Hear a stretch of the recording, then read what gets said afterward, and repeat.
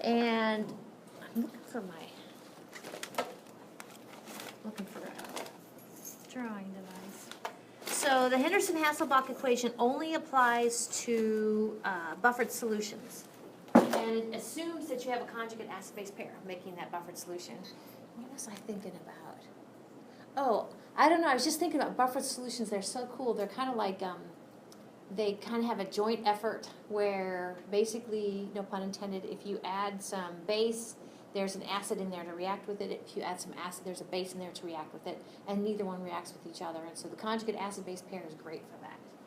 And so the pH then of your buffered solution will be equal to the pKa of your weak acid plus log, has to be base 10, of the ratio. You can either go molar concentration or you can go moles of base to acid, where these base and this acid are conjugate acid-base pair. They differ by a proton, okay?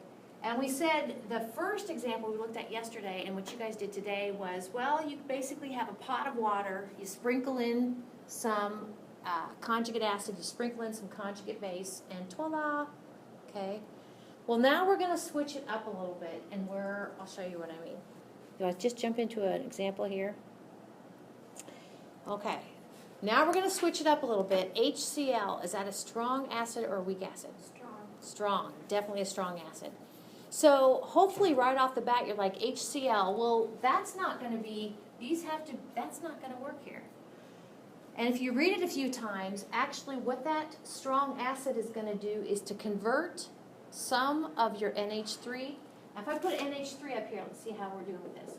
NH3, does it seem like it would be a proton acceptor or proton donor? Acceptor. Why acceptor?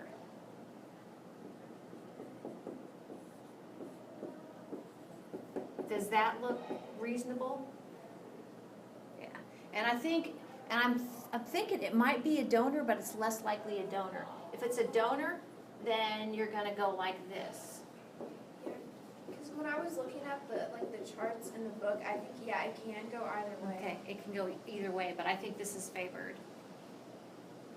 So actually, what we're going to do, and I don't mean to get ahead of myself, is we are going to make this happen, and the way we're going to make this happen is by, well, we're not going to make this happen.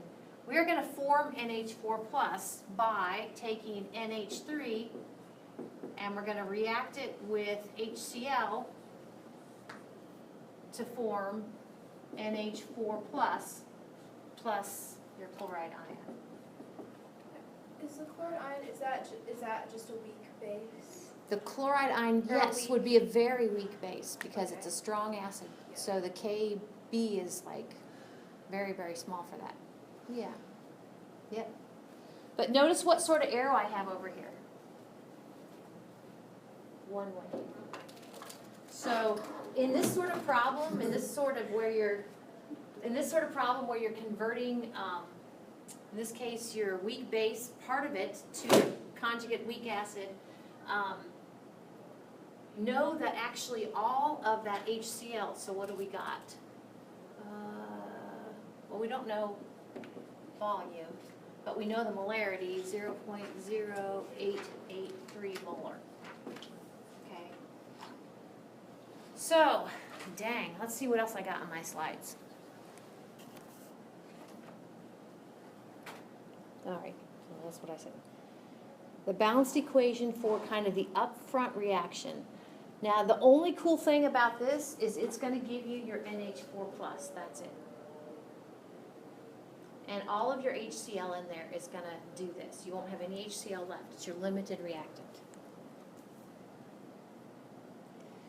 Okay, so let's step back a little bit. So what do we need for the Henderson-Hasselbalch equation? For the Henderson-Hasselbalch equation, I'm going to erase this for now. We need to know what the target pH is, and actually I should have gone back a few slides. Target pH is given as I think 9.0.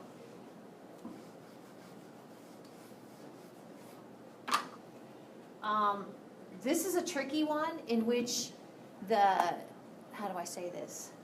Since this is more common, NH3, ammonia, than ammonium is, you're going to have a Kb for NH3, but you won't have any Ka for NH4+. You will not, and on test you won't either. But since it's a conjugate acid-base pair, this is that trick we're going to have to remember that if you take Ka times Kb, that's equal to what? Kw, exactly. So we can rearrange that, and we can get our Ka from this Kb. So that's one of those where I said, you know, this is like a tool. You won't be given Ka of ammonium, but you'll be given Kb of ammonia. I hate those, they're so similar, ammonium, ammonia. Drives me nuts. So notice that we're going with the Kw with 2 sig figs, 1.0 times 10 to the minus 14th. The Kb of ammonia is at 1.8 times 10 to the minus 5th. Down to 2 sig figs, we have our Ka. But don't forget, the HH, the Henderson-Hasselbalch equation, do we use the Ka directly? We have to take the negative log of it. Yep, we can do that. But, and this kind of goes back to maybe what Olivia said with the chloride ion. So can you see where this is a stronger base than this is an acid? Yep. And that'll always be the case. So yeah, we'll need to go ahead and apply the log function to our Ka, and it looks like this. So now we know the value of this pKa is 9.26, and I guess it was 9.50. A few slides ago, the original problem said our target pH is 9.50. Looking pretty good. There's our Henderson-Hasselbalch equation.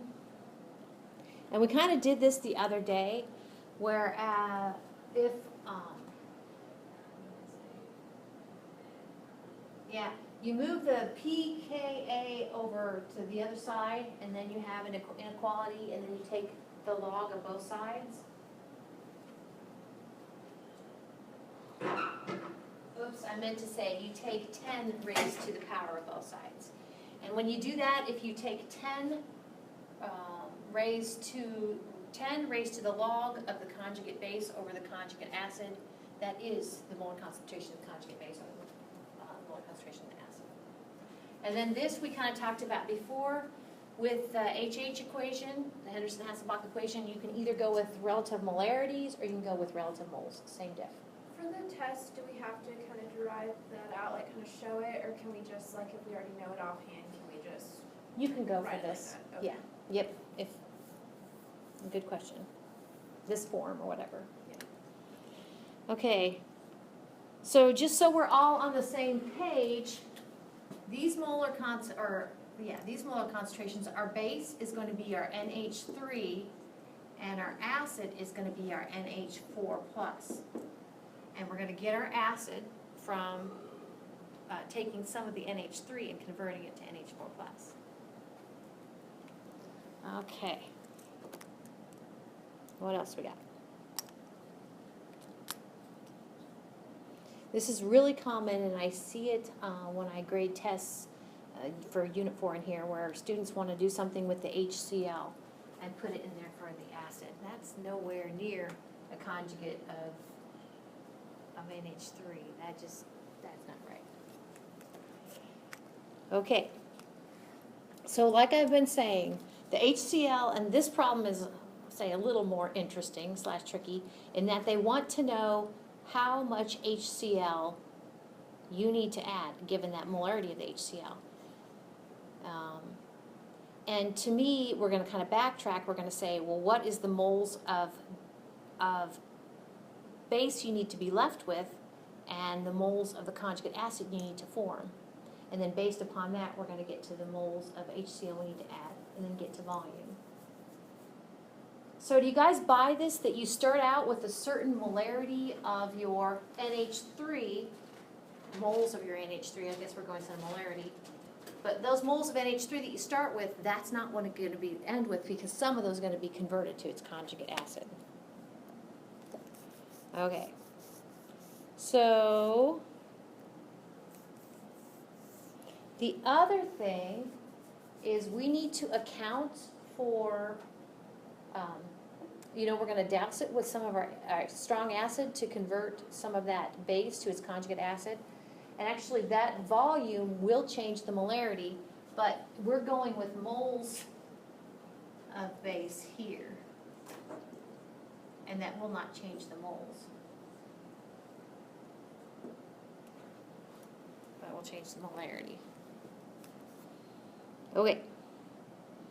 So like I said, count on, in this sort of problem, the HCl that you add basically entirely being consumed and converting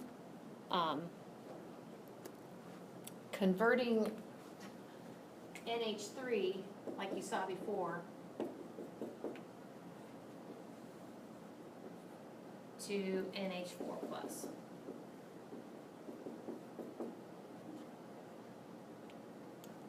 Okay. So we're going to need to know the moles of NH3 that will be consumed and made into this. And then we're going to need to know what's left of this because it's going to go up into here. There's my acid. Oh, I did that wrong. Are you serious? There's my base remaining.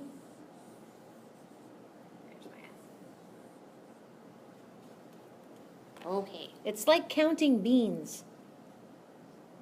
Wheat counter? I don't know. So, oh, did you need that? Okay, nope. Okay. So a good way to do this is to start out with what do you have to start out with? And if it's okay with you, I'm going to switch gears from what we used to do in Chem 1 to now Chem 2. I'm going to keep it in milliliters. And I'm going to consider the term millimoles, milliliters. This actually just avoids the fact of taking milliliters, converting them to liters, and blah, blah, blah. So molarity, we're used to saying it's the relative number of moles per liter solution. Molarity is also the relative number of millimoles per milliliter. Okay? And these millimoles have the same association with all the other regular moles. So if your stoichiometry is given, it can be given in relative millimoles instead of relative moles. Okay, so if you buy that, I couldn't remember what the volume was. So the volume of ammonia is 150 milliliters. The molarity of the ammonia is 0.123 moles per liter. Excuse me, millimoles per liter, milliliter. Now, since I'm going with millimoles, my milliliters cancel, and I'm left with 0.123 millimoles of NH3. So that's what I have to start with.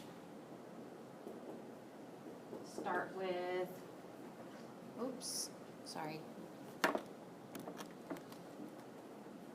18.5 millimoles of that.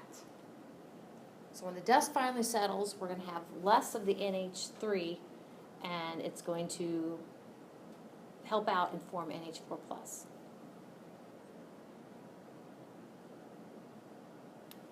Now this isn't really an ice table. I'm like, is this an ice table? No, this is not an ice table, I don't think.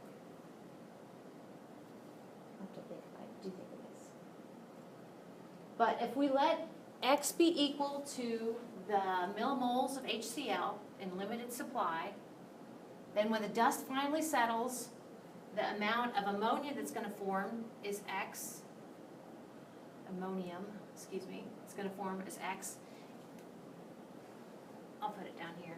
End with, it's kind of like an ice chart. Okay, we start out with none of that, and it's going to form X of this. This is going to be gone, limited supply, and when the dust finally settles, we're going to have 18.5 minus X millimoles of that.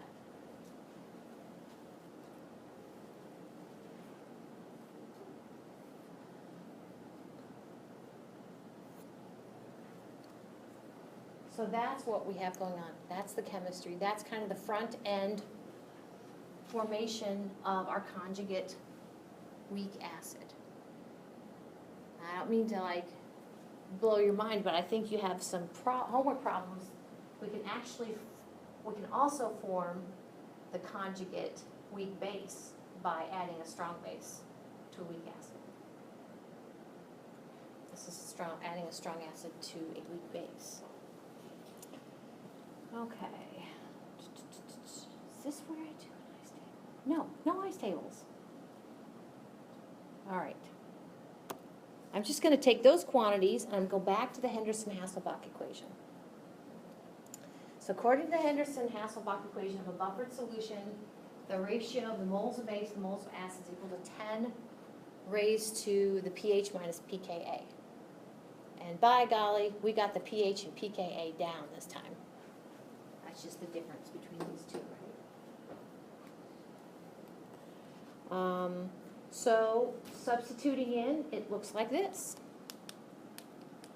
where the relative number of moles of base to acid is 18.5 minus X for the base, and its conjugate acid that will be formed is X.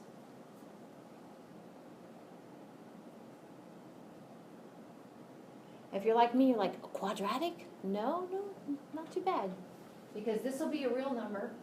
The highest power we have is X to the first power. So by golly, this is definitely solvable with this one equation, one unknown. So however you want to do it,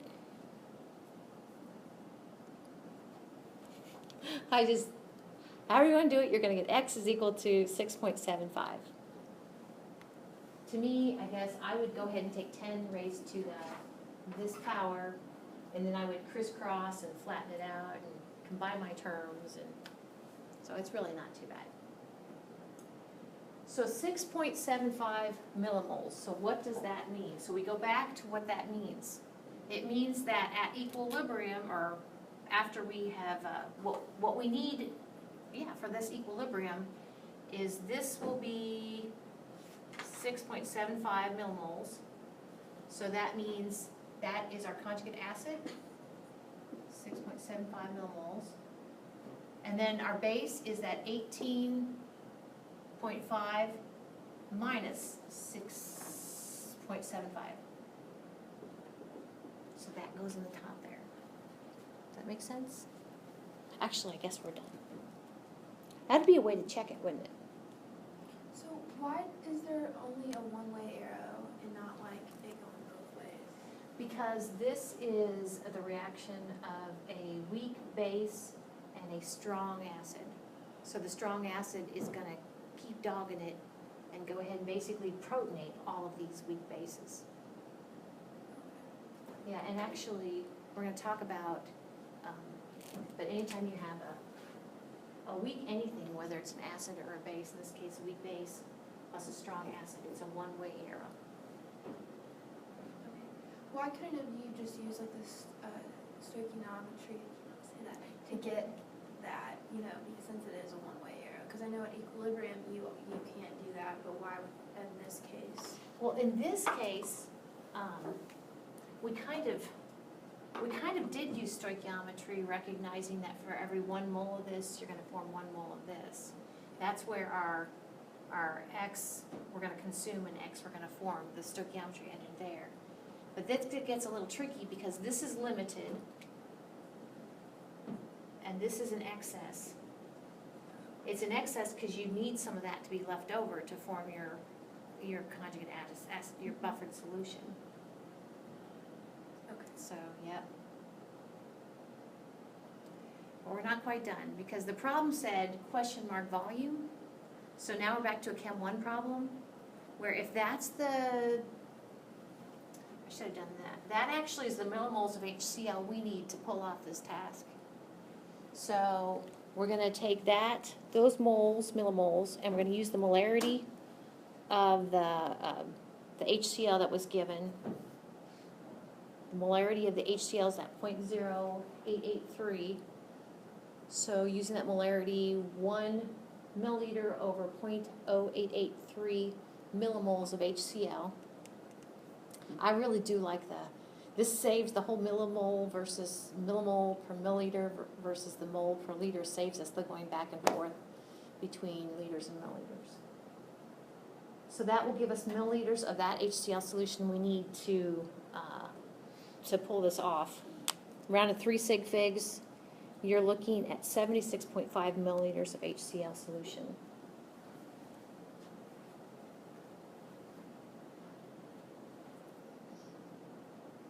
And that's the answer.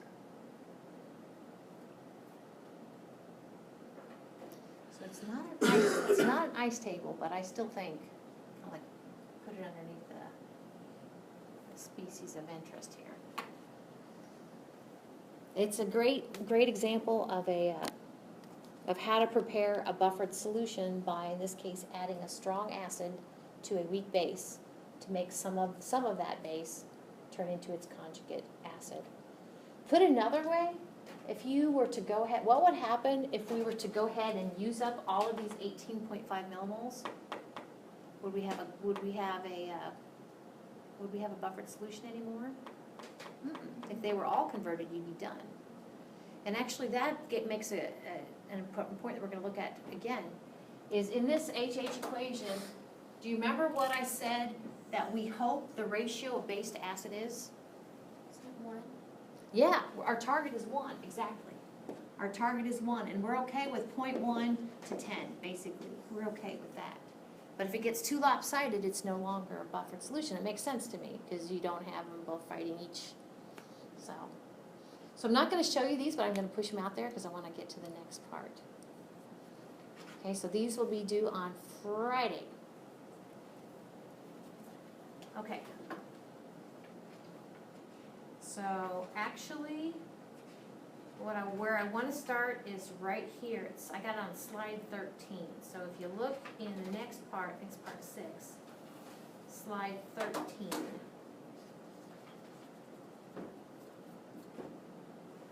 Oh, I didn't want to do that. That's funny. Only does when you ask it to do.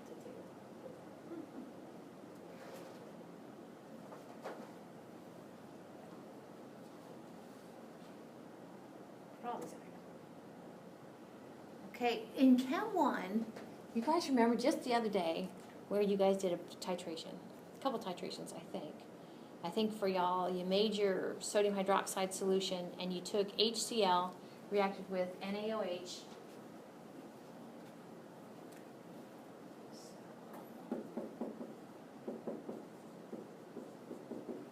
goes to form, let's see, H plus kind of goes with this OH minus to form water. And the other thing we get is what? Sodium chloride. Which is the salt on the product side? Sodium chloride. Yeah. The term salt here is generic. It just means the ionic compound, and it's formed kind of by the leftovers of the acid in the base. So these, is this a strong acid or a weak acid? Strong acid. How about this? It's a base, it's a proton acceptor, hydroxide ion accepts a proton. Is it strong or weak? Strong? Yeah, that's also strong. Yep. So that's the chemistry we have between a strong acid and a strong base. So in the titration tomorrow, we have a few terms, make sure we're all on the same page. Here's my burette, you're using the same burettes. Here's my stopcock. Remember that, well, you don't want this thing to come out. Okay, hopefully there's an O-ring here, but there may or may not be. So just, yeah. So it's gonna drip in, okay, and I think we're gonna use, well, no, you're not gonna use Erlenmeyer's, you're gonna have to use beakers. Because tomorrow, actually, we're gonna also have a pH probe in here. Tomorrow you're gonna be what? You're gonna be tracking the pH. And this is gonna be your base. So I think we're NaOH for both cases. And you're gonna run it 2 different acids. You're gonna run it with HCl, and you're also gonna run it with acetic acid, CH3COOH. And that is a weak acid. But anyway, so what do we call that starts with letter T? What's the solution in your burette? Titration? Titrant. Or It comes from titration, Okay. titrant, very good. So what is the stuff in your beaker? Starts with letter A. Analyte, yep. And in our titrations before, basically, we had this in the beaker. So you guys had, I don't know, a 10 milliliter aliquot of, 0.875 molar, okay? and you dripped this in from, until you used all of this up. That's how I think of it. And that was your endpoint. Okay? So when you had, basically, since the stoichiometry is 1 across the board, when the moles of HCl were equal to the moles of NaOH added, okay, we said that you were at the endpoint.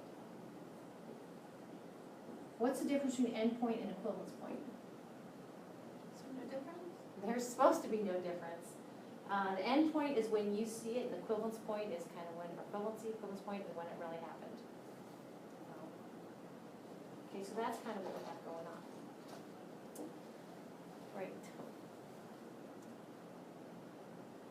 So in any titration, there are 3 regions where there's different chemistries going on. There's before the endpoint, equivalence point, same thing, EP, could be end or equal equivalence point. So it's before the equivalence point, at the equivalence point, and after the equivalence point. We have different chemistries going on. I say different chemistries, but actually, what we're most interested in, we're going to be using pH probe tomorrow. What we're most interested in, we have different chemistries, I guess, driving what the pH of that solution is. Before the equivalence point, at the equivalence point, and after equivalence point. These would be volumes, okay?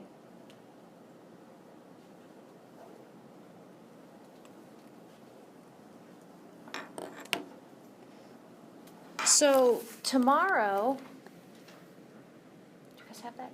Okay, good. You're going to be making a graph that kind of looks like this. Now this is a busy graph. So first off, concentrate what's on the X and Y axis. Okay, along the Y axis is pH, and along the X axis is titrant that you've dripped in. Okay, in this particular scenario, and actually I'm going to kind of talk you through the chemistry of what this looks like. It's kind of what you guys did in, I think, Chem 1, where we have an aliquot. Oh, So would I that be did the that wrong. titrant or the analyte? Oh, I switched these up. Yeah, I think I need to switch these. Let me take my NaOH, I'm going to switch the titrant and analyte. I'm going to put NaOH up here, and I'm going to put the acids So down is the here. titrant gonna be the same then, and then the analyte is what's gonna be different? No, the titrant is going to be dripping in, so that will vary. Your titrant will vary. NaOH, and here are our acids. I'll just go ahead and set it up. In this case, we're doing HCl. Okay, yeah, that's what I meant, so you're Yeah. gonna do HCl and the, Yep. okay. And let's go ahead, in pink it says, what we got going down here, we had a 25 milliliter aliquot, and the molarity was known to be 0.100 molar. Right? And the molarity of the titrant was given is 0.100 molar. Now, if you're already, your wheels are turning, you're like, well, if they're equal molarity and their stoichiometry is 1-to-1, does this not make sense that in order to get equal moles, I'm going to have equal volumes? I don't know if you guys kind of, that's true. You're totally true. You're like, well, equivalency point, Miss Snipes, is going to be 25.0 milliliters. And you'd be right. And actually, that's an important thing to kind of keep in mind. So do you buy this, though? Like this part of the line down here? Look. So if it's real acidic, which it should be, what's your pH is high or low? Low, very low, very acidic. And that's actually what this part is showing you. Okay? It's saying, all right, go ahead, drip away, drip away. And you know what? I'm still going to be acidic because even though you're adding NaOH, you know, it's kind of flat line down there. Now, granted, it starts to go up right here. Now, what happens at the equivalency point? What pH should we have when you have equal millimoles? Yeah, flat line. or how do I say this, flat line 7, they're equal, pH 7. Is it always like that? It's always like that for a strong acid and a strong base. Okay. Yep, at the equivalency point, it will be neutral. Okay. Let's see if we can find that. So find pH 7, okay, and come over and look, they're saying pH 7, dot right here, goes down to that volume, 25.0 milliliters. So, jip, ta-da. So does this make sense? What's happening with the chemistry when after it's water and we drip in more NaOH? What's going to happen? It's going to be more acidic or more basic? More basic, yeah. And so pHs of basic things are high.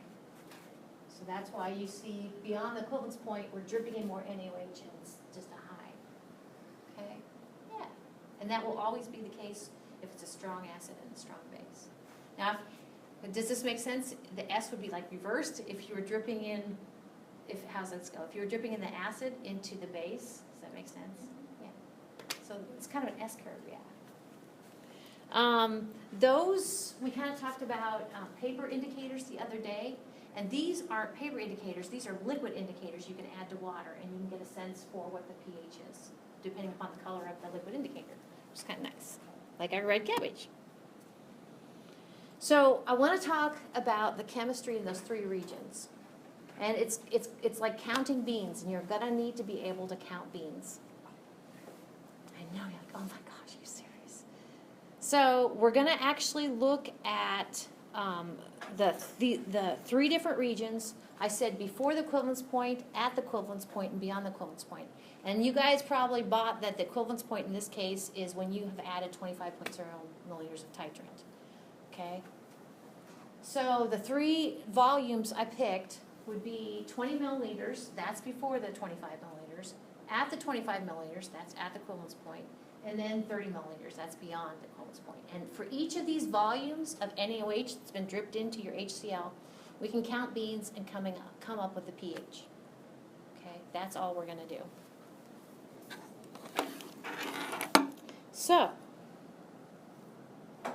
before the equivalence point, so we're going 20 mils. I'm going to erase this over here. So, you can think of it a few different ways, but at 20 mils of NaOH added, we've used up all of our NaOH and we have some HCl left over. So it looks like this, where we had 25.00 milliliters, 0.100 molar. At this point, we dripped in 20.00 milliliters of this. It's also 0.100 molar. Okay, we're going to have some of this left, and all of this is going to be reacted. That's it. So counting the beans, the millimoles of HCl that you had as your analyte. Yep, this is the analyte down here. I like, again, we're going to stick with millimoles, so we can stick with milliliters. So 25.00 milliliters, that was your aliquot. The molarity is 0.100 millimoles HCl per milliliter of solution. So that math's not too bad. Move the decimal place over, you get 2.50 millimoles, 3 sig figs, of HCl. Well, then you have to count the millimoles of OH that has been added at that point in the titration. So switching our gears then to the NaOH, we have the volume, 20.0 milliliters. We have its molarity, 0.100 millimoles of NaOH per 1 milliliter. So millimoles that you have added at that point in titration is 2.00 millimoles of NaOH. Now to be legit, you probably need to show your work to show how much how much NaOH will react using the stoichiometry, which is 1:1. So the millimoles of HCl that will be consumed is related to the millimoles of NaOH you added. Millimoles of NaOH you added was at 2.00. The stoichiometric ratio would be 1.1 millimole HCl per 1 millimole of NaOH. And so then that means that we have consumed 2.00 millimoles of HCl. You might be like, well, I can just eyeball that and know that, but if the stoichiometry is different, then that's not necessarily the case. So that's how much we used up. So then our last, well, it's not necessarily last step. Now we need to see how much is remaining.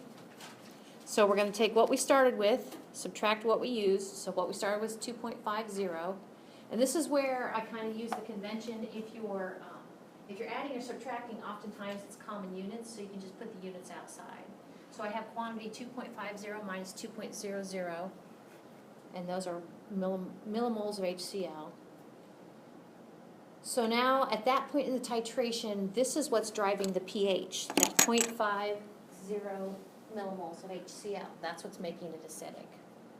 So now I got to track that millimoles of HCl to a pH. That's what we're trying to come up with. What's the pH? So I need a hydrogen ion concentration, molar concentration. Can't remember if this is the way I do it.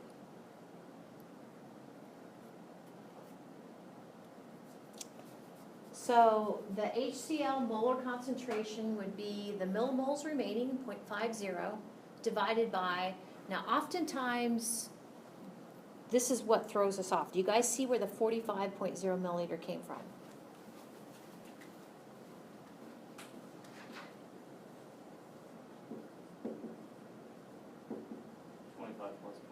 Right, 25 plus 20.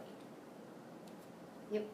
So a lot of times in working these sort of problems, I'll include myself, lose track of what the volume is. So if we divide that out to 2 sig figs, we're getting close to getting a pH. That will give you your molar concentration. I think I have a slide here to show you, since it ionizes completely, the molar concentration of your HCl is the molar concentration of your hydrogen ion.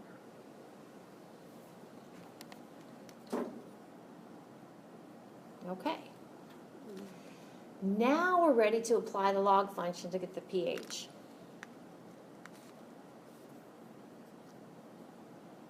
So the pH is negative log of the molar concentration of hydrogen ion, which is 0.011. So voila! At this point in your titration, based upon that analyte and that titrant that's been added, molar concentration of hydrogen ion remaining, then your pH should be 1.95. Like, whew! So that was before the equivalency point. Any questions about that? Counting beans. At the equivalency point, you guys already told me, and this is be the case with any strong acid and strong base. That's being what you're reacting.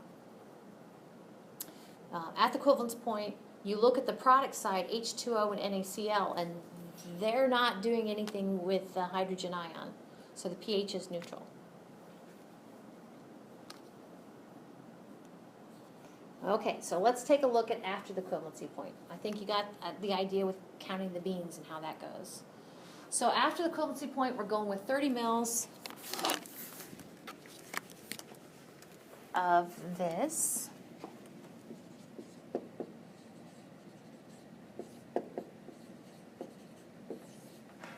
Okay, so our first step is to say, all right, if that's the volume and molarity of the titrant, what's the millimoles of NaOH I've added at that point?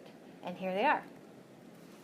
So the volume's 30.00 milliliters. The molarity is 0.100 millimoles of NaOH per milliliter solution. So you're looking at 3.00 millimoles of NaOH. So the millimoles of NaOH reacted. Now in this case, we've got to go with our limited reactant, limited supply reactant, which is our HCl. So the millimoles of, that doesn't look right. This should be 5, shouldn't it? You guys see that? Like, how many years have I used these slides? 2.50 millimoles.